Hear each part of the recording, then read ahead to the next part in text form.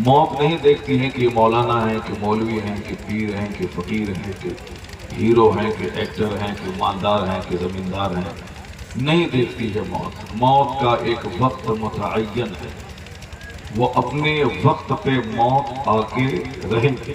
فَإِذَا جَاءَ أَجَلُهَا لَا يَسْتَأْخِرُونَ سَاعَةً وَلَا يَسْتَقْدِمُونَ۔ جب موت کا وقت آتا ہے تو ایک لمحہ نہ آگے ہوگا اور نہ پیچھے ہوگا۔ جب موت کی تلوار گردن پہ لٹک رہی ہے تو عقل مندی کا تقاضا یہ ہے کہ مرنے کے بعد کیا ہوگا اس کے تعلق سے سنجیدگی سے غور و فکر کیا جائے، سوچا جائے۔ 4 دن پہلے میں بدایوں کے ایک دیہات میں تھا۔ لاش گاؤں میں رکھی ہوئی تھی ایک نوجوان کی، اور 2 نوجوان بالکل موت کے منہ میں بریلی شریف کے ہاسپٹل میں جوجھ رہے تھے۔ تینوں ایک بائک پہ سوار تھا، اور وہ تینوں اپنے گاؤں سے بازار کی طرف گیا تھا، کرکٹ کا تماشا دیکھ رہا تھا۔ کہتے ہیں کہ وہ تینوں شراب کے نشے میں دھت تھا۔ گاؤں کا کوئی ہندو نہیں، کوئی ہریجن اور کوئی دلت نہیں، مسلمان کہلانے والا نوجوان تھا۔ وہ تینوں شراب کے نشے میں تھا، اور تماشا کرکٹ کھیلنے کے بعد پھر وہ شراب پینے جا رہا تھا، یعنی پہلے بھی شراب پی چکا تھا اور کرکٹ کھیلا، اس کے بعد پھر شراب پینے جا رہا تھا کہ سامنے ایک ٹریکٹر ٹرالی تھی، اس سے اس کی بائک ٹکرا گئی اور تینوں بری طرح زخمی ہوا۔ ایک تو اسپاٹ ڈیتھ کر گئے اور 2 بریلی شریف کے ہاسپٹل میں موت اور زندگی کی جنگ لڑ رہا تھا۔ اب پتہ نہیں مرا یا زندہ رہا۔ لاش اس کی رکھی ہوئی تھی، گاؤں میں جلسہ تھا، اوپر کے سارے ہارن کھول دیے گئے، نیچے میں صرف باکس رہا، اور تقریر ہوئی اور مشائخ کرام بھی آئے تھے، علماء شہرا تھے، سب پہنچ چکے تھے۔ لاش رکھی ہوئی تھی گاؤں میں، اور دن کے 10 بجے ان کا جنازہ ہونے والا تھا۔ بوڑھے لوگ تو رہ گئے، 100 سال کے بوڑھے۔ اکثر موت جوانوں کی آج کل ہو رہی ہے۔ میں نے یہ باتیں اس لیے آپ سے میں نے عرض کر دی کہ چونکہ آپ اپنے مستقبل کے بارے میں سوچتے نہیں ہیں کہ کل اگر میں مر گیا تو پھر ایسا نہیں کہ میں سڑ گیا۔ مرنے کے بعد وہاں ایک ایسی زندگی کا آغاز ہوتا ہے جس زندگی کا کوئی یوم اختتام ہی نہیں ہے۔ دنیا میں تو 100 سال کے اندر ہی بوریا بستر سمیٹ کے جانا، لیکن مرنے کے بعد جہاں جانا ہے وہاں موت ہی نہیں ہے، وہاں موت کو ذبح کر دی جاتی ہے۔ اب مرنا نہیں ہے، جلنا ہی جلنا ہے، یا باغ میں ٹہلنا ہی ٹہلنا۔ جس نے یہاں ایمان لایا، اچھا کام کیا، اس کے لیے جنت کے باغ۔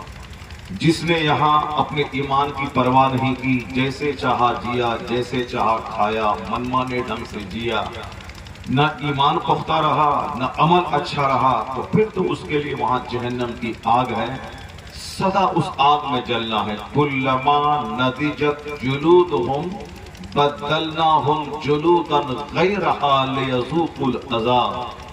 اللہ کہتا ہے جب جہنم میں جہنمیوں کی کھال گل جائے گی، یہ چمڑا آگ میں گل جائے گا، تو بدلناہم جلودا غیرہا، اس کی جگہ دوسری کھال پیدا کر دیں گے، لیذوقوا العذاب، تاکہ وہ عذاب کا مزہ چکھے۔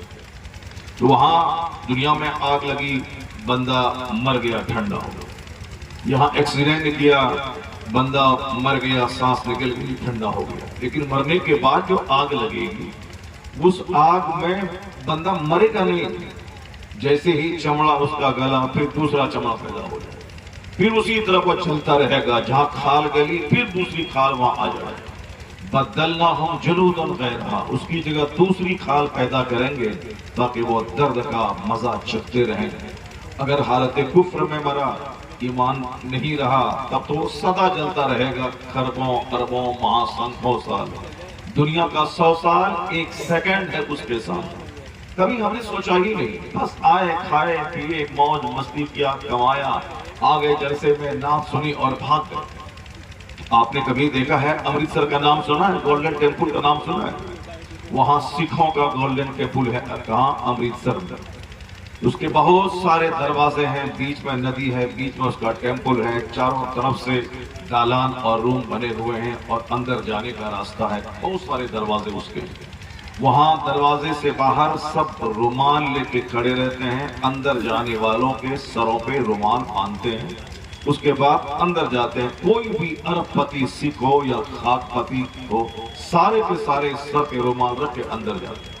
جس کے پاس رومال نہیں ہے وہ دوسرے اس کو فری رومال دیتے ہیں، تم اس رومال کو لے لو جاؤ۔ سکھ جسے ہم کافر کہتے ہیں، جو مومن نہیں ہے، جو مرنے کے بعد فی نار جہنم خالدین فیہا، ہمیشہ کے جہنم جلتا ہے۔ لیکن اس دنیا میں ڈسپلین اس کا دیکھ لیں، وہ سکھ جو 10 سال تک ہندوستان کا پردھان منتری رہا، اسی سکھ کا ایک بچہ گیانی جیل سنگھ بہت دنوں تک ہندوستان کا گریہ منتری رہا۔ وہ بوٹا سنگھ اس ہندوستان کے گریہ منتری رہے، گیانی جیل سنگھ وہ اس ہندوستان کے صدر جمہوریہ رہے۔ بہت سارے سکھ صدر جمہوریہ کے عہدے پر، وزیر اعظم کو 10 سال رہے۔ ڈاکٹر منموہن سنگھ چہرے پہ داڑھی، سر پہ ٹوپی، سر پہ پگڑی، چہرے پہ داڑھی، لمبی داڑھی لے کے وہ لوگ IAS آفیسر بنے، وہ لوگ DM بنے، منتری بنے، سب سے بڑے منتری گریہ منتری بنے، اور سب سے اعلیٰ درجے کے منتری وہ پردھان منتری بنے۔ پردھان منتری بنے، پگڑی کی وجہ سے کوئی رکاوٹ کھڑی نہیں ہوئی، چہرے پہ لمبی داڑھی رہی، اس کی وجہ سے اس کے وکاس کے مارگ میں کوئی رکاوٹ نہیں کھڑی ہوئی۔ اور پھر وہ لوگ اپنے گولڈن ٹیمپل میں جاتے ہیں، چاہے دوسرے لوگ جائیں چاہے سکھ جائیں، سب سکھ تو سر پہ پگڑی پہنتے ہیں، اور جو نہیں پگڑی باندھتا ہے نوجوان نسل کے بچے اس کے، وہ سب کے سب سر پہ رومال رکھ کے اندر جاتے ہیں۔ جو ہندوز وغیرہ وہاں دیکھنے جاتے ہیں وہ بھی سر پہ رومال رکھ کے جاتے ہیں۔ جس قوم کے پاس کوئی معیار نہیں تھا، جس کے جینے کا کوئی انداز نہیں تھا، جس کا کوئی مستقبل نہیں ہے، مرنے کے بعد کا کوئی نظریہ جس کے پاس نہیں ہے، وہ لوگ اتنے ڈسپلینڈ ہو گئے کہ سر پہ رومال رکھ کے گولڈن ٹیمپل جاتے ہیں۔ وہ لوگ سر پہ رومال رکھ کر اپنے دھرم گرو کے پاس جاتے ہیں، جس کے پاس کوئی آخرت کا نظریہ نہیں۔ اور اس روئے زمین پر سب سے بہترین قوم و قوم مسلم ہے، جس کے بارے میں قرآن کریم آیا کنتم خیر امت اخرجت للناس تأمرون بالمعروف وتنہون عن المنکر۔ You are the best community raised unto mankind۔ تم بہترین گروہ ہو، لوگوں کی طرف بھیجے گئے ہو، اور تمہارا کام ہے نیک بننا اور نیکی کا پیغام دینا۔ تمہارا کام ہے برائی سے بچنا اور دوسروں کو برائی سے بچنے کا پیغام دینا۔ یعنی ہم سب سے سپیریئر اس لیے ہیں کہ ہماری سب سے بڑی کوالٹی یہ ہے، دھن جمع کرنا، گاڑی خریدنا، اچھا کھانا، اچھا کپڑا پہننا، زمین خریدنا، مکان بنانا، یہ نہیں۔ اللہ نے ہمارے اوصاف یہ بیان کیے کہ تمہارا کام ہے نیکی کا حکم دینا اور برائیوں سے روکنا۔ تو برائی سے روکنے والی قوم قوم مسلم، نیکی کا حکم دینے والی قوم قوم مسلم، تہذیب اور تمدن کا اعلیٰ معیار سے دنیا کو روشناس کرانے والی قوم قوم مسلم۔ کھانے پینے، سونے، جاگنے، اٹھنے، بیٹھنے، پیشاب پخانہ کرنے، سب کا ایک طریقہ اسلام نے بتایا ہے۔ دنیا کے کسی بھی مذاہب کی کسی کتاب میں نہیں پائیں گے کہ اس طرح سے پیشاب کرنا ہے اور ایسے باتھ روم میں پاؤں رکھنا ہے، اور وہاں سے نکلنا ہے تو کون سا پاؤں نکالنا ہے۔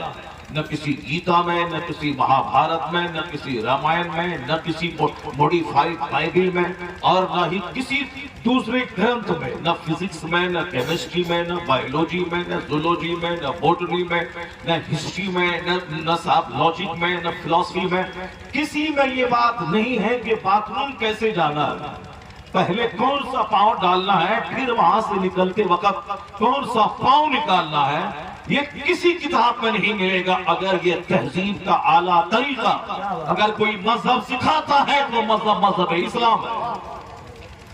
یہ مذہب ہے جو ماں کی گود سے لے کے قبر کی گود تک زندگی کے تمام راستوں پہ میری رہنمائی کرتا ہے۔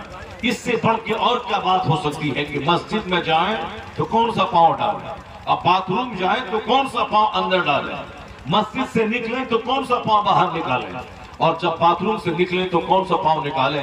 جب اتنی چھوٹی سی بات بھی مذہب اسلام بتاتا ہے تو جو بہت بڑی سے بڑی باتیں ہیں، کوئی بات ایسی نہیں ہے جس کو اسلام نے نہیں بتایا ہو۔ فرق صرف اتنا ہے کہ میرے بچے اسلام نہیں جانتے، وہ دنیا کے حالات کا مطالعہ نہیں کرتے، اس کے ذمہ دار میں بھی ہوں، چونکہ ہم نے تمہارے سامنے قوالوں کی ایک جماعت لا کے کھڑی کر دی۔ ہم نے تم کو بتا دیا کہ جلسے کا مطلب ہے کہ 10 شورا آیا جائے اور پھر نعت سننے کے بعد تم آگ جاؤ۔ یہ ہم نے بتا، میرا قصور ہے، میرا، مجھ مولوی کا قصور ہے کہ ہم نے تمہارے سامنے عالموں کو اپمانت کر دیا، ہم نے تیرے سامنے دین کی بات سنانے والے کو ذلیل کر دیا۔ وہ اس وقت جلسے پہ آئے جب جلسہ اجڑ چکا ہو، اور کوئی نعت پڑھنے والا اس وقت آئے جب جلسہ شباب پہ ہو، اور جب جلسہ پورا ہو جائے لوگ چلے جائیں تو مولوی آئے اور ہاتھ جوڑ کے کہے کہ ذرا سا بیٹھیے، ذرا سا قرآن سنیے، ذرا سی حدیث سن لیجئے، اللہ کا واسطہ، حسین کا واسطہ، غوث پاک کا واسطہ۔ کیونکہ ان جاہلوں کو تو واسطہ دیتا ہے غوث اعظم کا، کیوں واسطہ دیتا ہے؟ جانے دو، جہنم میں جلنے دو، اسے آوارہ رہنے دو۔ اسرائیل کا یہودی ایسے ہی کاٹ رہا ہے، اور ہندوستان کے مشرک اب کاٹنے کے انتظار میں ہے کہ وہاں کاٹنے سے چھٹی ملے، پھر ہندوستان کے 40 کروڑ کو کھا لیے جائیں۔ اور جس حالت میں تم ہو یہ کافر تمہیں کھا ہی لے گا، اور تمہیں کتے کی موت مارے گا۔ اور جس دن تم جاگ گیا، اور جس دن تم مصطفیٰ کا سچا غلام ہو گیا، تو یاد رکھنا اللہ کا وعدہ ہے، سلطنت یہاں دیں گے، جنت وہاں دیں گے۔ اور جس دن تم جاگ گئے، قسم کھا لیا کہ اب میں مومن بن کے زندہ رہوں گا، اب میں توبہ کرتا ہوں، حدیث سنوں گا، قرآن سنوں گا، اسلام سیکھوں گا، اللہ کا ڈر دل میں بساؤں گا۔ جس دن تم جاگ گئے، جیسے ابھی کافر کاٹ رہے ہیں، اس دن اللہ تمہیں اتنی ہمت دے گا کہ اسرائیل نام کا کوئی ملک دنیا میں نہیں رہے گا، قبلہ اول آزاد ہوگا، فلسطین آزاد ہوگا، پوری دنیا میں ایک مذہب اسلام رہے گا، ایک مسلک اہل سنت و جماعت رہے گا۔ نعرہ تکبیر، نعرہ رسالت۔ یہ کب ہوگا؟ یہ اس وقت ہوگا جب تم توبہ کرو گے، جب تم سچی توبہ کر کے مومن بننا چاہو گے، مصطفیٰ کا غلام بننا چاہو گے۔ تم نے نعت سنی اور بھاگے، ہاں ہاں کیا، ایک کلام اور سنائیے، ایک کلام اور سنائیے، کیا مطلب ہے؟ یہ قوالی کی محفل ہے کیا؟ یہ ناچ گانے کی محفل ہے کیا؟ کانفرنس کا مطلب ہے وہاں قرآن سنایا جائے گا، کانفرنس کا مطلب ہے وہاں مصطفیٰ کی حدیث سنائی جائے گی، کانفرنس کا مطلب ہے وہاں ہماری ذمہ داریوں سے ہم روشناس کرایا جائے گا، کانفرنس کا مطلب ہے میں اپنے گناہوں پہ ماتم کروں گا، روؤں گا، سینے کا زنگ صاف کروں گا۔ کانفرنس کا مطلب ہے جب میں یہاں سے لوٹ کے جاؤں گا تو فجر کے ٹائم میں نہ میری بیوی سوئی رہے گی، نہ میرے بچے سوئے رہیں گے۔ جس وقت سارے پرندے آسمان میں اڑ کر خدا کی تسبیح بیان کرتے ہیں، اس وقت ہمارے گھر میں اب کوئی نہیں سوئے گا، ان فرشتوں سے ہم آہنگ ہو کے خدا کی تسبیح بیان کرے گا۔ یہ ہے کانفرنس کا مقصد، تاکہ میں کافر بن کے نہیں مروں، میں مسلم بن کے زندہ ہوں، میں مسلم بن کے مروں۔ یہی تو ہے کانفرنس کا مقصد۔ یہ دل تو فوری اجڑ جاتا ہے۔ ابھی بات آئی کہ اب میں مجھ کو جنت جانا ہے، مجھ کو اب آخرت کا کام کرنا ہے، مجھ کو گناہ سے بچنا ہے، لیکن جہاں 2-4 شرابی مل گئے راستے میں، یہ سارا پانی اتر جاتا ہے اور بندے کے دماغ میں وہی شراب پینے کا خیال آنے لگتا ہے۔ ابھی عالموں کے پاس بیٹھے لگا کہ اب مجھ کو مسلمان بن کے رہنا چاہیے، اور جہاں کھیل تماشا دیکھا اور ہاتھ میں موبائل لے کے بیٹھ گئے اور تماشا دیکھنے لگے، پتہ چلا کہ نہیں، مذہب کے تعلق سے شک پیدا ہو گیا، پتہ نہیں کہ اسلام حق ہے کہ نہیں ہے، اتنے سارے کروڑوں لوگ ارب پتی کھرب پتی ہیں، ان کا کیا ہوگا؟ اسلام کا مطلب ہے کہ پتہ نہیں آخرت ہے کہ نہیں ہے، بس دل دماغ سب اجڑ جاتا ہے۔ مسلمان ہونے کے ناطے لازم ہے کہ روزانہ 5 منٹ اپنے گھر میں دسترخوان پہ گھر کے سارے لوگ مل کر بیٹھ کے کھائیں۔ اجڑے ہوئے ماحول میں گھر کی برکتیں ختم ہو جائیں گی۔ حضور نے فرمایا ہے تم لوگ آپس میں مل جل کے گھر میں ایک ساتھ کھایا کرو، اس لیے کہ فَإِنَّ الْبَرْكَةَ مَعَ الْجَمَاعَةِ، اس لیے کہ برکتیں جماعت کے ساتھ میں ہے۔ اور الگ الگ مت کھاؤ، وَلَا تَأْكُلُوا، تم لوگ مت کھاؤ الگ الگ ہو کر، بلکہ ایک ساتھ مل کے کھایا کرو۔ اور برکت جماعت کے ساتھ ہے، تو کم سے کم رات میں ایک ٹائم گھر میں ماں بہن بیٹی بیٹا سب لوگ مل کے کھائیں، اور کھاتے ہوئے ایک حدیث مصطفیٰ کی ضرور بال بچوں کو سکھا دیں اور بیان کریں کہ فلاں مولانا یہ بیان کر رہا تھا، کھانے سے پہلے دونوں ہاتھ گٹوں تک دھونا سنت ہے۔ کھانے کو بیٹھنے کا یہ طریقہ ہے، ایک پاؤں بچھا کے ایک پاؤں کھڑا کر کے۔ کھانے کا طریقہ ہے کہ چھوٹا چھوٹا لقمہ ہو، چبا چبا کے کھائیں، تاکہ لیور کمزور نہ ہو، ہارٹ کمزور نہ ہو اور خطرناک بیماری نہ پیدا ہو۔ مولانا صاحب نے کہا تھا پلیٹ میں اپنے آگے سے کھانا چاہیے، بیچ سے نہیں اور کنارے سے نہیں۔ بہت سارے لوگوں کو آپ دیکھیں گے کھاتے وقت 5 انگلی کھانے میں ڈالتے ہیں اور تمام انگلیوں میں بھات، چاول، سبزی، دال، یہ ساری چیزیں لگی ہوئی رہتی ہیں، یعنی ایسا لگتا ہے جیسے کوئی جانور ہے جو کھانے پہ ٹوٹ پڑا ہو۔ اسلام نفیس مذہب ہے، نفاست کا پیغام دیتا ہے۔ اسلام یہ پیغام دیتا ہے کہ کھاتے وقت صرف 3 انگلی کا استعمال کرے، 5 انگلی کا نہیں استعمال کرے، اور اگر روٹی ہے تو بائیں ہاتھ سے روٹی پکڑیں، داہنے ہاتھ سے اس کو توڑیں، اور دونوں ہاتھ کھانے میں شامل رہے۔ اس لیے دونوں ہاتھ گٹوں سمیت دھونا سنت ہے، صرف 2 انگلی دھونا سنت نہیں ہے، دونوں ہاتھ گٹوں تک دھونا سنت ہے۔ اور کھانے سے پہلے یہ ہاتھ دھونے سے برکتیں نازل ہوتی ہیں، اور پھر اگر کوئی زہریلے مواد ہاتھ میں لگ گئے تو پھر اس کو دھونے کی وجہ سے وہ زہریلے مواد دور ہو جائیں گے۔ یہ بات کل تک عالم دین آپ کو کہتے تھے کہ کھانے سے پہلے دونوں ہاتھ گٹوں تک دھو لیا کریں، اور یہ بات اسلام سکھاتا ہے کہ 5 ٹائم نماز پڑھنا فرض ہے، اور ہر نماز سے پہلے وضو کر لیا کریں۔ وضو میں سب سے پہلے گٹوں تک ہاتھ دھونا ہے، اس کے بعد کلی کرنی ہے، پھر ناک میں پانی ڈالنا ہے، پھر اپنے چہرے کو دھونا ہے، پھر ہاتھ کو کوہنیوں سمیت دھونا ہے، پھر مسح کرنا ہے، پھر اس کے بعد پاؤں دھونا ہے۔ یعنی ہم نے پہلے اس پر دھیان ہی نہیں دیا کہ اس دھونے میں کیا حکمت پوشیدہ ہے اور کتنا زبردست بینیفٹ اور فائدہ پوشیدہ ہے۔ ہم نے اس وقت دنیا کو دیکھا جب کورونا کال میں لاکھوں لوگ مر رہے تھے اور کوئی دوائی سمجھ میں نہیں آ رہی تھی، سارے ڈاکٹر بیوقوف اور احمق در کے ڈھونگے بن چکے تھے، یہاں تک کہ بخار کی دوائی اگر استعمال کرائی گئی پیراسیٹامول تو پھر اس کی سانس رکنے لگی اور بندہ مر جاتا تھا، اس لیے کہ کورونا کی کوئی دوائی نہیں آج تک نہیں آئی، بھلے ہی ویکسین اس کے آگے ہیں، حقیقت میں دل بہلانے کا ایک ذریعہ ہے، ورنہ حقیقت وہ ویکسین ہی نہیں ہے، اس کی کوئی دوائی نہیں آئی۔ تو اب ڈاکٹروں نے، طبیبوں نے، فلاسفر نے، ویگیانکوں نے، سائنسدانوں نے، حکومت کے ذمہ دار لوگوں نے یہی کہنا شروع کیا کہ دوائی نہیں آئی ہے، مگر اس سے بچنے کا احتیاطی طریقہ یہی ہے کہ اپنے ہاتھ کو دن میں 5-10 بار دھوتے رہے اور اپنے منہ کو پانی سے صاف کرتے رہے اور ناک بھی صاف کرتے رہے، ماسک پہن کے رکھے، کیونکہ کورونا کا کیڑا ناک کے راستے اندر داخل ہوتا ہے، کورونا کا کیڑا منہ کے راستے سے اندر میں داخل ہوتا ہے، اسی لیے ماسک پہن کے رکھیں، منہ اور ناک اچھی طرح ڈھک کے رکھیں۔ یہ آج بھی لوگ کہتے ہیں کہ منہ اور ناک ڈھانپ کے رکھیں، چونکہ کورونا کا کیڑا ناک سے اور منہ سے اندر داخل ہوتا ہے، اور کورونا کا کیڑا بہت گھنٹے تک وہ دانت میں اٹکا رہتا ہے اور تب جا کے وہ پیٹ کے اندر جاتا ہے اور پھیپھڑا کو گلا دیتا ہے۔ 100% پھیپھڑا جب کام کرنا بند کر دے تو بندہ مر جاتا ہے، سانس نہیں لے پاتا ہے، یہاں تک کہ آکسیجن کی وجہ سے بھی بندہ سانس نہیں لے پاتا ہے، کیونکہ پھیپھڑا جب رہے گا تب آکسیجن کام کرے گی باہر کی، اور جب یہاں مشین ہی جواب دے دے گی تو پھر وہ ایک کرترم مشین کے ذریعہ، مصنوعی مشین کے ذریعہ اس کے پیٹ کو اوپر نیچے کروا کے صرف ڈاکٹر بل بناتا ہے تاکہ گھر والا جانے کہ یہ زندہ ہے، اور پھر تو ہر دن اس بل بناتا جاتا رہے، اور جب دیکھیں کہ لاش اب سڑ جائے گی تو اب گھر والوں کو بتایا جائے کہ ہم کیا کریں، میں نے تو بہت پریاس کیا مگر ابھی 2 گھنٹہ پہلے یہ ڈیتھ کر چکا ہے، جبکہ وہ 2 دن پہلے مر چکا ہوتا ہے، لیکن مشین کے ذریعے اس کے بدن کو ہلایا جاتا ہے، اس کے پیٹ کو پھلایا جاتا ہے تاکہ لوگوں کو لگے دیکھیں وہ سانس چل رہی ہے، اور ادھر روزانہ 50,000 کا بل بنتا رہے۔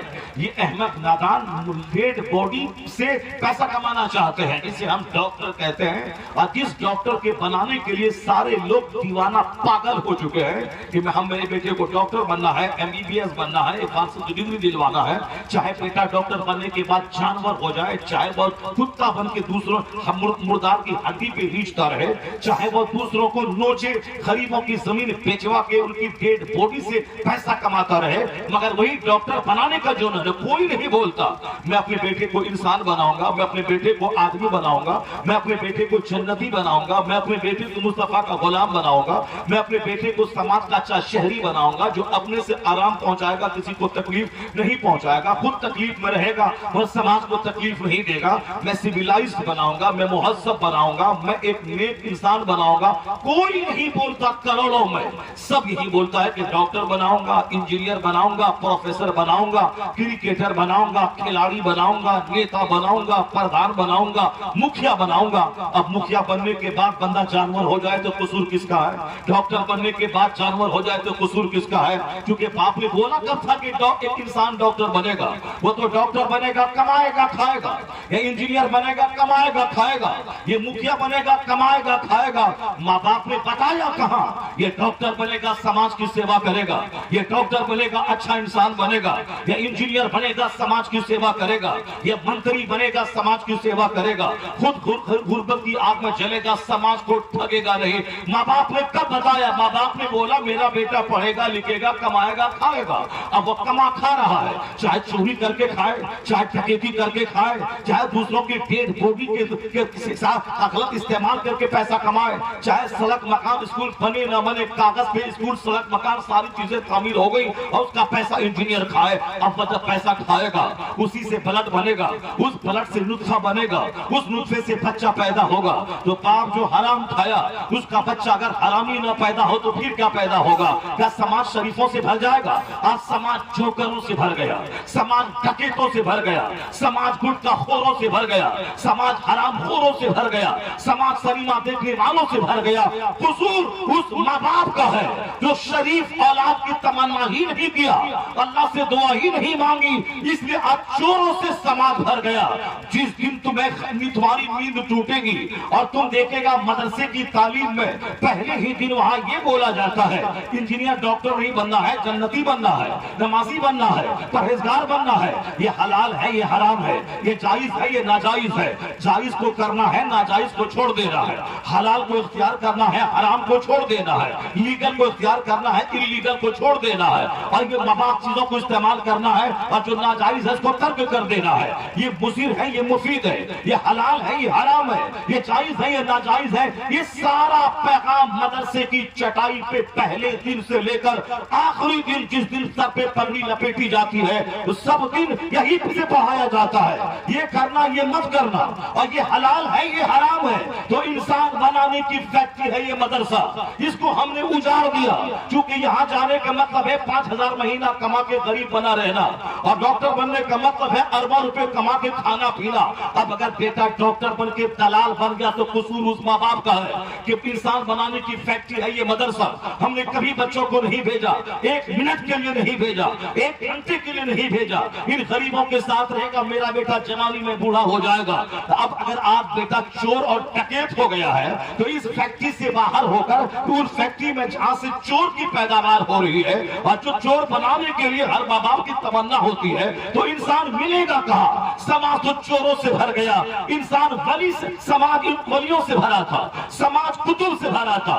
دہلی کا ہر محلہ ولیوں کی قبروں سے بھرا ہوا ہے، بغداد کا ہر محلہ ولیوں کی قبر سے بھرا ہوا ہے۔ اب احمد آباد کا دیکھیں ہر محلہ ولیوں کی قبروں سے بھرا ہے۔ پہلے ہر محلے میں کتب رہا کرتے تھے، ابدال رہا کرتے تھے، ولی کامل رہا کرتے تھے، علماء ربانی رہا کرتے تھے، کیونکہ یہ فیکٹری جو تھی مدرسہ انسان بنانے کی فیکٹری، یہ فیکٹری زندہ تھی، یہاں سے پروڈکشن زیادہ ہو رہا تھا، پیداوار زیادہ ہو رہی تھی۔ سارے لوگ اپنے بچوں کو انسان بنانے کے لیے اس درسگاہ میں داخلہ کرواتے تھے کہ ڈاکٹر بعد میں بنے گا انسان پہلے بن جائے گا، انجینئر بعد میں بنے گا پہلے انسان بنے گا۔ تو جب اس فیکٹری جوان تھی اور پیداوار زیادہ ہو رہی تھی تو سماج ولیوں سے بھرا تھا، سماج شریفوں سے بھرا تھا، سماج کتب ابدال سے بھرا تھا۔ لیکن جب سے اس فیکٹری کو میں نے بند کر دیا یا پھر سے غریبوں مسکینوں کے بچوں کے پڑھنے کی جگہ قرار دیا، اب یہ مدرسہ دم توڑ رہا ہے، مدرسے میں پروڈکشن کم ہو گیا ہے، تو اسکول کالج یونیورسٹیز کی تعلیم کا شوق پیدا ہو گیا،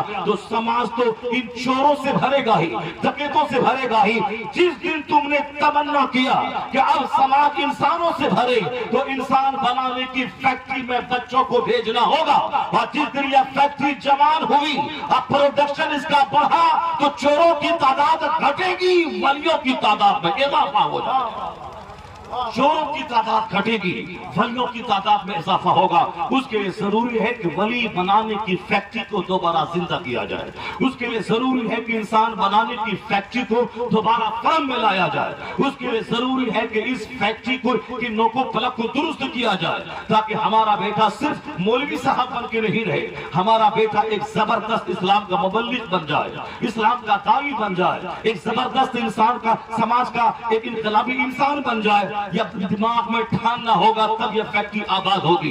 پھر یہ ہمارا جلسہ یہ ننگے سر رہنے والے نوجوانوں سے نہیں بنے گا. میں یہی تو کہہ رہا تھا, جس کے پاس کوئی سلیقے حیات نہیں ہے وہ تو رومال ڈال کے گولڈن ٹیمپل جاتا ہے, وہ تو رومال ڈال کے اپنے دھرم گرو کے پاس جاتا ہے. جس کے پاس کوئی تہذیب نہیں تھی, ہاں کرنا, مذاق کرنا, ہاں ڈیوٹی کرنا, غفلت و لاپرواہی میں جینا, جس کا مزاج تھا آج وہ سیریس ہو گئے, وہ سنجیدہ ہو گئے. اب وہ طریقہ حیات تلاش کرتے ہیں, آرٹ آف لیونگ کھوجتے ہیں. مگر ہمارا بچہ جو جمعہ کی نماز جب سے میرا بچہ پڑھتا ہے تب سے اسے معلوم ہے کہ ہر جمعہ کے دن امام صاحب منبر سے خطاب کرتے ہیں اور اس خطاب میں کہتے ہیں کہ زادکم قلیل قلیل, تیرا سفر کا خرچہ تھوڑا ہے, وسبیلکم طویل طویل, تیرا راستہ بہت لمبا ہے.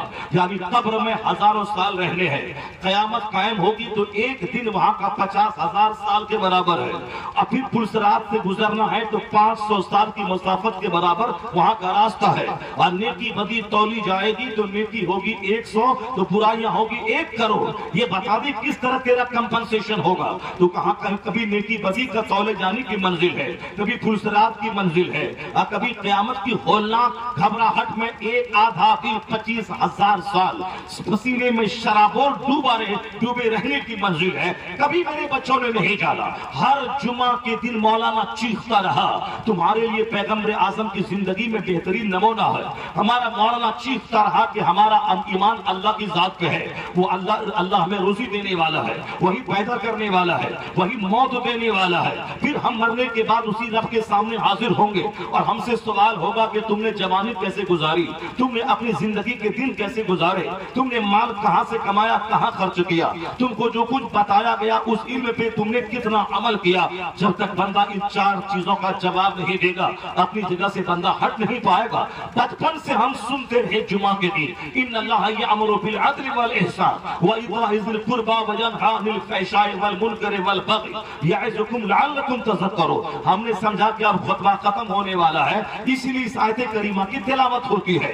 ہم نے کبھی جاننے کی کوشش نہیں کی اس آیت کریمہ کی عرب و عجم میں ہر جمعہ کی عیدین کے خطبے میں کیوں اس کی تلاوت ہوتی ہے. مفسرین فرماتے ہیں قرآن پاک میں بھلے ہی 6,666 آیتیں ہوں, قرآن کریم میں 114 سورتیں ہیں, لیکن یہ آیت کریمہ ایسی جامع آیت ہے کہ اگر کوئی دوسری آیت نازل نہیں بھی ہوتی تو بھی قرآن پاک کے نازل ہونے کا مقصد جو تھا وہ اس آیت کریمہ سے پورا ہو جاتا, کیونکہ وہ ساری اچھائیاں جس کا حکم اسلام نے دیا ہے وہ سب اس آیت کریمہ میں جمع ہے. وہ تمام برائیاں جس سے روکنے کا حکم اسلام دیتا ہے وہ تمام حکم اس میں موجود ہے. ان اللہ یامر بالعدل والاحسان میں ہر جمعہ کے دن اس آیت کا ریپیٹیشن ہوتا ہے تاکہ گرا باندھ میں مسلمان کہ مجھے بے حیائی سے بچنے کا پیغام اللہ دے رہا ہے, ہمیں شرارت سے بچنے کا پیغام اللہ دے رہا ہے, ہمیں حیا کا پیغام اللہ دے رہا ہے, ہمیں بغاوت سے بچنے کا پیغام اللہ دے رہا ہے, عدل اور انصاف کا پیغام اللہ ہمیں دے رہا ہے,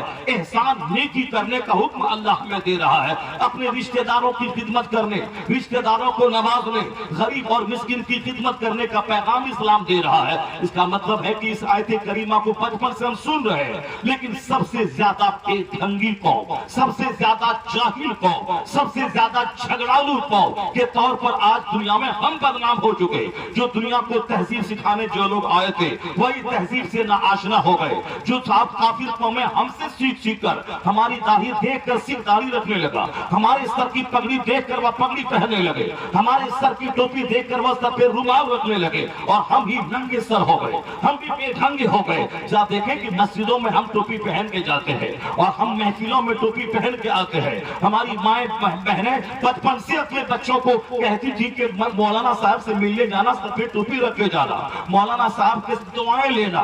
یہ لوگ نیک لوگ ہیں, ان کے سینے میں قرآن ہے, ان کے سینے میں حدیث ہے, یہ لوگ نیک لوگ ہیں. بچپن چٹائی پر بچوں کو